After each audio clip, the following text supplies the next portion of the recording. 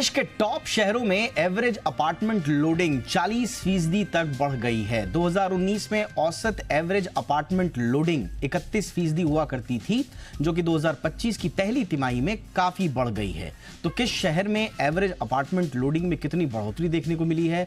आसान शब्दों में देखें तो एवरेज अपार्टमेंट लोडिंग होती क्या है? इन सारी बातों को समझाने के लिए इस वक्त मेरे साथ हैं मेरे सहयोगी दीपक यादव।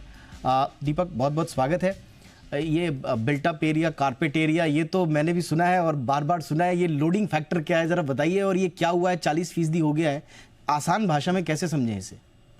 बिल्कुल दीपक, ये एनारॉक की एक रिपोर्ट है, उस रिपोर्ट के हवाले से ये डेटा आया है। इस पूरे डेटा को समझें उससे पहले ये समझना होगा कि जो हमारा घर है, जब हम कोई घर खरीदते हैं तो उसका एरिया कितने भाग में डिवाइड होता है। तो सबसे पहले कारपेट एरिया होता है, फिर बिल्टअप एरिया होता है, फिर सुपर बिल्टअप एरिया होता है। जैसा कि कारपेट एरिया नाम से ही स्पष्ट है कि आप पूरे घर में जहां तक कारपेट बिछा सकते हैं, जहां पर आप रहते हैं, वो एरिया कारपेट एरिया होता है। उसके बाद आता है बिल्टअप एरिया, यानी आपके घर की जो दीवारें हैं, कॉलम हैं, वो जगह आप इस्तेमाल नहीं करते लेकिन वो होता आपका ही है, वो होता है built up area. Super built up area में कुछ चीज़ें और ऐड हो जाती हैं, सीढ़ियां हैं, गैलरी है या कॉमन एरिया है, वो सारा एरिया ऐड होके आपका सुपर बिल्टअप एरिया हो जाता है। तो डिपेंड करता है कि आप जो घर खरीदने जा रहे हैं, सिर्फ कारपेट एरिया खरीद जरूर रहे हैं लेकिन वो एरिया भी आपके लिए ही बन रहा है, तो उसकी लोडिंग आपके ऊपर होती है। यानी अगर आप 30% लोडिंग है तो आप ये समझ लीजिए कि अगर 1000 स्क्वायर फीट का घर आप खरीद रहे हैं, 30% लोडिंग है तो आपको पैसे 1300 स्क्वायर फीट के देने होंगे। 40% लोडिंग है तो आपको 1400 के देने होंगे। तो इसी तरह से अगर आप 10,000 स्क्वायर फीट का भी घर खरीद रहे हैं और उस पर 30% की लोडिंग है तो आप इस तरह से कैलकुलेट कर सकते हैं। तो मोटे तौर पर जो लोडिंग है वो काफ़ी बड़ी है। 2019 में अगर हम एनसीआर की बात करें तो 31% लोडिंग हुआ करती थी और आज ये 41% हो गई है, यानी करीब करीब 10% का इजाफा हुआ है। एमएमआर में सबसे ज़्यादा लोडिंग है, यानी मुंबई मेट्रोपॉलिटन रीजन में। यहाँ पर 33% हुआ करती थी 2019 में, फिर ये बढ़कर 39% हुई 2022 में और अब 43% की लोडिंग एमएमआर में है। इसी तरह से बेंगलुरु में, पुणे में, हैदराबाद में, यानी अगर हम इन टॉप 7 शहरों का एवरेज निकालते हैं तो वो एवरेज 2019 में 31% था। 2022 में ये बढ़कर 35% हुआ और 2025 में, यानी आज पहली तिमाही में 2025 की, ये 40% हो चुका है। तो ये जो लोडिंग है इसको आप इस तरह से समझ सकते हैं। अच्छा, मतलब अगर मैं सामान्य भाषा में बात करूं तो मैं अगर घर लेने जाता हूं तो मैं कारपेट एरिया, जिसमें हमारा कमरा आ गया, किचन आ गया, हॉल आ गया, ये मेरा कारपेट एरिया वाला हो गया, इसके लिए पैसा।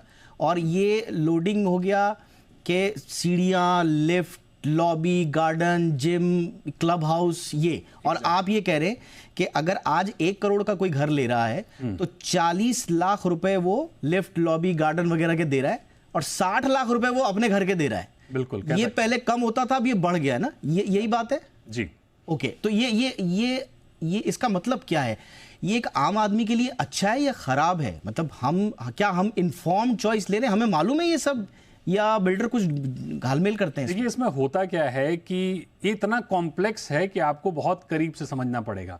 जब आप घर खरीदते हैं तो आप मेजरमेंट टेप लेके एक एक चीज नहीं नापते हैं, आप मान लेते हैं कि डेवलपर ने जो दिया है वो सही दिया है। अब वहां पर गणित क्या होती है कि पहले घर बड़े होते थे, कहीं कहीं पर कुछ कुछ चीजें एफएसआई में नहीं आती थी। एफएसआई में पहले बालकनी नहीं आती थी, अब जैसे महाराष्ट्र में एफएसआई कैलकुलेट होती है बालकनी में भी।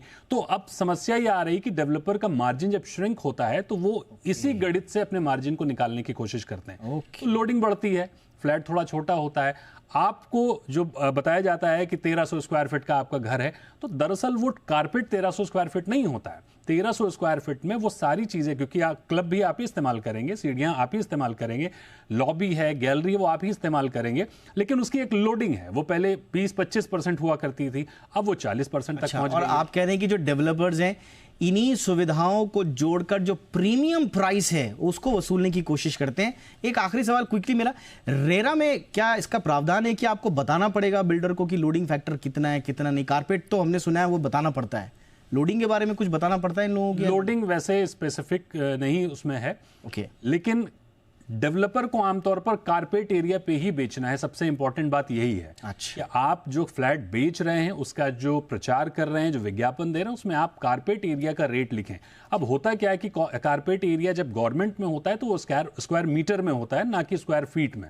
स्क्वायर फीट जो है वो रेगुलर नहीं माना जाता है, ऑफिशियल नहीं माना जाता। ऑफिशियल स्क्वायर मीटर होता है, और जब आप स्क्वायर मीटर में बात करते हैं तो वो प्राइस 10 गुना ज्यादा हो जाता है, तो वो सुनने में बड़ा भारी लगता है।